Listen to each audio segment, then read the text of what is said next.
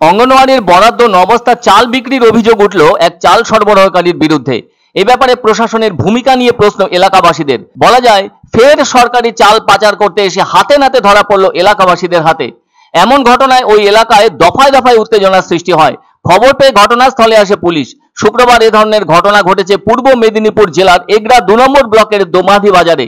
এলাকাবাসী সূত্রে জানা গেছে, অঙ্গনওয়াড়ির নামে অ্যালট হওয়া নবস্তা চাল নিয়ে একটি ইঞ্জিন রিকশা চালক দোমাধি বাজারে এসে একটি দোকানে সেই চাল দিয়ে দেবার সময় উপস্থিত মানুষজনের সন্দেহ হয়। ফলে সঙ্গে সঙ্গে তারা ওই ইঞ্জিন রিকশা চালককে পাকড়াও করেন। এরপর ওই ইঞ্জিন রিকশা চালক সকলের সামনে সরকারি চাল বিক্রির কথা স্বীকার করে। ওই ইঞ্জিন রিকশা চালক আরো জানিয়েছে, এগরা ২ নম্বর ব্লকের তাজপুরের চাল সরবরাহকারী অভিজিৎ মণ্ডল তাকে এই চাল বিক্রির জন্য বলেছিল। অদ্ভুতভাবে ওই সরকারি চাল পাচারের ঘটনার খবর এগরা থানায় জানানো হলে ঘটনাস্থলে চলে আসে পুলিশ। এরপর সবটা শুনে পুলিশ স্থানীয় একটি দোকান থেকে ২ বস্তা চাল উদ্ধার সহ ওই ইঞ্জিন রিকশায় থাকা ৭ বস্তা চাল আটক করে থানায় নিয়ে যায়। যে দোকান থেকে ২ বস্তা চাল উদ্ধার করেছিল সেই দোকানদার প্রথমে ওই চাল সংক্রান্ত ব্যাপারে অস্বীকার করায় পুলিশ বাধ্য হয়ে দোকানের ভেতরে তল্লাশি চালিয়ে সরকারি ২ বস্তা চাল উদ্ধার করে।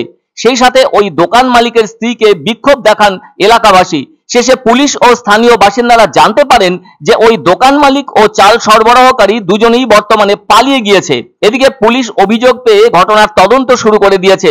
বারবার প্রাথমিক স্কুল ও অঙ্গনওয়াড়ির চাল বিক্রির ঘটনায় এলাকাবাসীরা প্রশাসনের ভূমিকা নিয়েও প্রশ্ন তুলেছেন। আর সরকারি চালের বস্তার গায়ে তো সিল দেওয়া থাকে, সেটা দেখলেই বোঝা যায়। ফলে ওই দোকানে ঢুকে সে কারণে চালের বস্তা খুঁজে পাওয়া সহজ হয়ে যায় পুলিশের কাছে। বিশেষত সেই সব চালের বস্তা থাকে সম্পূর্ণ চটের, তাতে তার গায়ে সরকারি সিল দেওয়ার কাজটা সহজ হয়ে থাকে। তবে এই যে অঙ্গনওয়াড়ি কেন্দ্রের জন্য বরাদ্দ চাল, তা অদ্ভুতভাবে পাচার করার উপায় বাতলে কাজ হাসিল করছিল ওই চাল সরবরাহকারী অভিজিৎ মণ্ডল বলে অভিযোগ।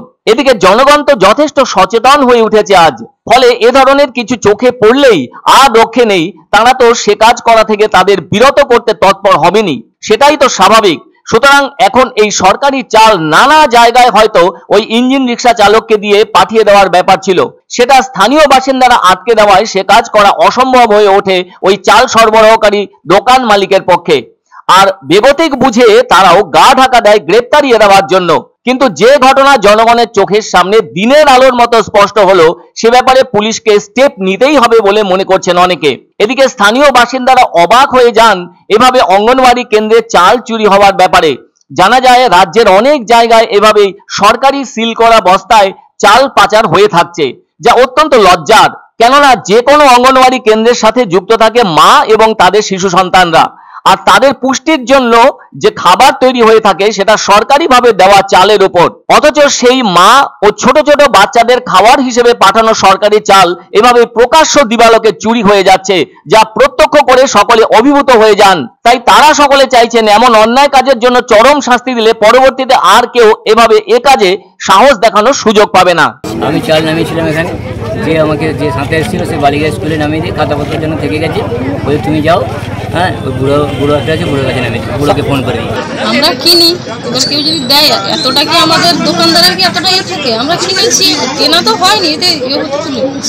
যেমন সরকার তেমন তাদের কর্মচারী কোনো নিয়ন্ত্রণ নেই, এবং নেতারাও সেই অবস্থা হয়েছে, সেই সরকারের নেতারাও সেই অবস্থা হয়েছে। এখান থেকে কাটমানি তুলছে। বাচ্চার খাবারে যারা চুরি করে, এর থেকে নগ্ন এবং নিম্নতর কাজ আছে বলে তো আমার মনে হয় না। আর কিছু নেই, দুঃখ লাগে মাঝে মাঝে। যেমন প্রশাসন, যেমন সরকার, তেমনি করেই চলছে।